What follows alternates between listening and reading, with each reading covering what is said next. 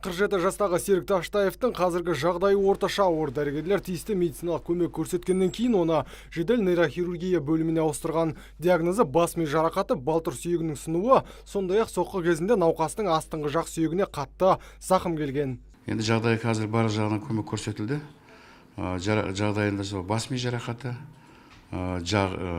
төменгі жағы сынған, кеудесі соғылған, содан оң аяғының балтыр сүйектері сынған. Жағдайы қазір орта дәрежелі, ішімдік ішпеген.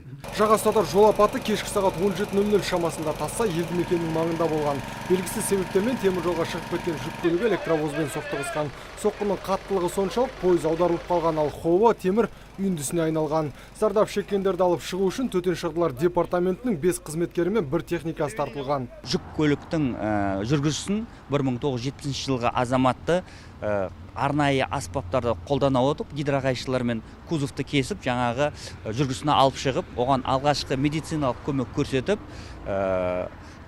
қалалық ауруханаға жеткізілді. Жүк көлігі мен пойызды көрген Серік Таштаевтың туыстары аман қалғанына шүкіршілік етуде. Ал жол апаты орын алмас бұрын жүргізушінің жүрегі сыр берген болуы мүмкін дейді жақындары. Жүрегім ауырады деп айтушы еді. Бір-екі өзіміздің неге бар, поликлиникамызға барып та көрінді.